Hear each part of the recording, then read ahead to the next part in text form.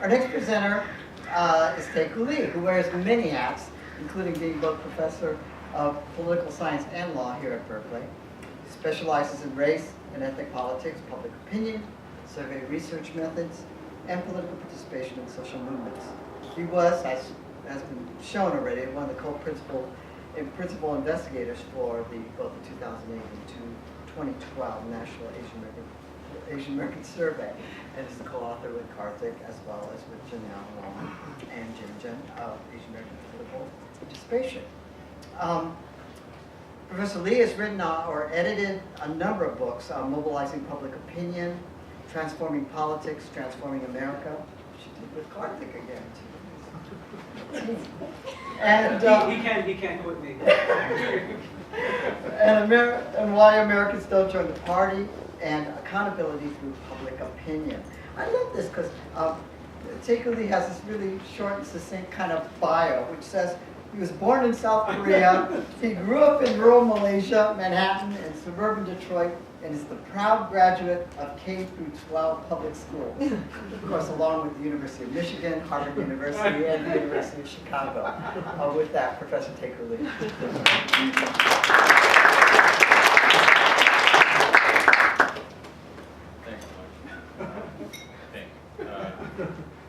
Okay, so Karthik did a great job of giving you a really detailed kind of an iPhone panorama shot of the data that's accessible through these various projects, although if you follow the iPhone metaphor, the hand got a little bit shaky with the panorama shot at the end there as you're running out of time. I'm going to try to zoom in on one kind of specific question. So part of what we're trying to do now is develop some finer-grained cuts at our data to try to answer some pretty compelling puzzles about what's happening to Asian Americans politically. So this is one initial cut, and so I welcome any comments and criticisms you guys may have about the arguments that we are developing. If you use the word alignment as a political scientist, there's a little bit of an accelerated heartbeat because it's sort of a troubled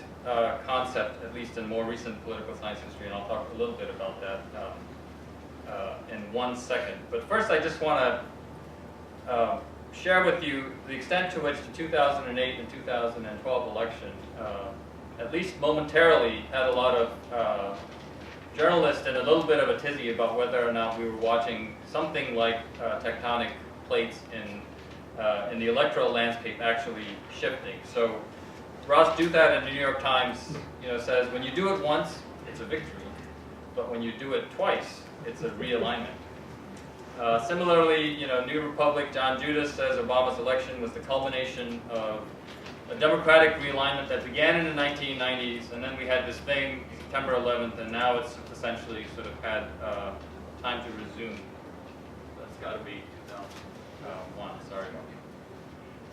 And then, with a little bit more social science evidence, Rui Teixeira and John Halpin in Center of American Progress make a similar kind of argument that Obama's created a genuine realignment at the national level, and this is going to essentially create a steamroll momentum effect that will lead to Democratic dominance in national elections into the foreseeable future. And especially at a place like Berkeley, before we rush to a warm embrace of this kind of assessment about what is happening, it's good to keep in mind that people often respond right after elections with a strong sense that something really important is happening. So roll back just to the previous election before that, 2004, and you have Michael Lynn in Talking Points memo saying something like this: Karl Rove is an evil political genius, but he is a political genius, as he hoped 2004 was a realigning election, essentially pointing in the exact opposite direction, prognosticating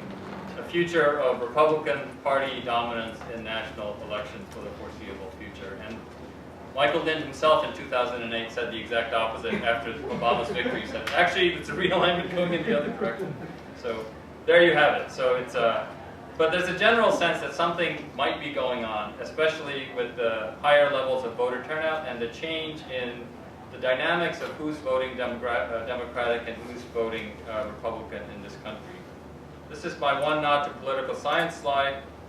as political scientists think about the concept of realignment, particularly as attached to this idea of critical elections, that every now and then something happens. There's a range of different things you might look for if something like a realignment was actually happening. I think at the core, the things that you want to see are something like high voter involvement, a dramatic shift from what used to be coalitions that constituted a particular party base to a different kind of coalition, which then leads to this effect that a lot of people, either hopefully or based on realistic analysis of the data, see, which is long-term electoral dominance of one party. And I think importantly, before we rush to judgment about realignment, something that we haven't seen yet, which is often attached to the concept of realignments, is major policy reforms that come with the dominance of one party on the national electoral landscape. As political scientists in the past who've talked about realignments have seen it, the idea is that these things happen with some regularity, but they're very rare. So every, as I think Walter Dean Burnham, his periodicity is every 30 to 36 years, you should see something like a major realignment happening. But as I said, it's a sort of a contested concept. David Mayhew at Yale University did a very careful culling through of 15 different things that you ought to be seeing if you were studying realignments, and he basically comes up with the conclusion that essentially idea of realignments, especially attached to critical elections, may not be a very useful way to study elections anymore, at least in the United States. So I want to bracket the question of whether or not what we're seeing is sea change of a critical kind of a one-time or two-time election nature, or something more like what VOK talked about as a secular realignment. But keep front and center the question that something may be changing in terms of who's voting Democratic and who's voting Republican, and think of realignment in that kind of looser sense.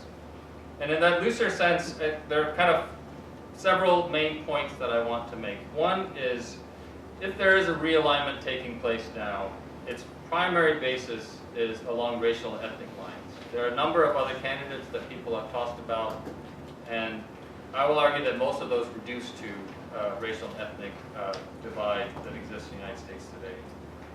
The second point is Latinos and Asian Americans are the primary drivers of this realignment if it's taking place. If you follow media accounts, almost all of the attention that's given to racial group is given to Latino Americans.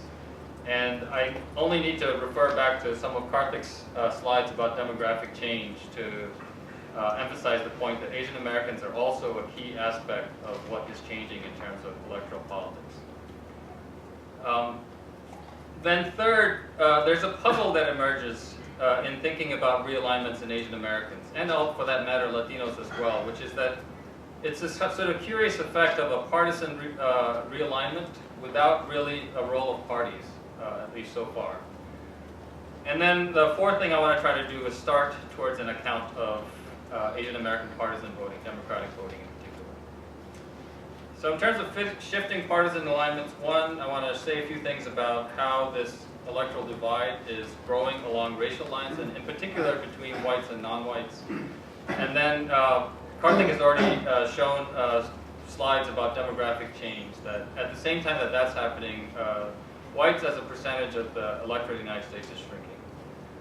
So this is sort of the, if there's one slide that should impress on you that realignment, if it's taking place, is not just the Latino effect, but also a Latino and an Asian American effect, it should be this slide. So what's happened, to the extent that exit poll data give us reliable information about how Asian Americans are voting, has been nothing short of a transformation over a 20-year time period from a group that is unlikely to vote for Democrats on average to a group that is as likely to vote for the Democratic presidential candidate as are Latinos, gays, Jewish Americans, and other groups that are thought of as being heavily Democratic in their voting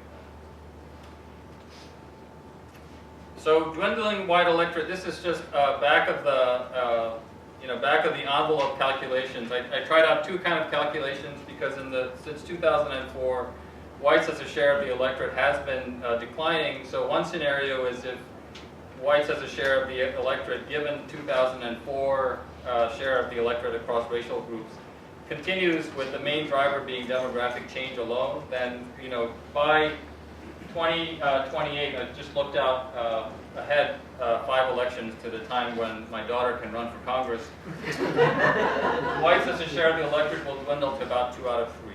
Or if you take a more kind of aggressive calculation and just look at the change in the racial composition of who voters are over the last 2 elections, 2008, 2012, and carry that out into the next 5 elections, then by 2028, whites as a share of the electorate will be closer to 60%. But either way you cut it, I think the change that we've been seeing is not just about, in a given election, what percentage of voters vote Democratic, but the fact that the white share of the electorate is diminishing at the same time. And this is part of what drives the point about possible realignment.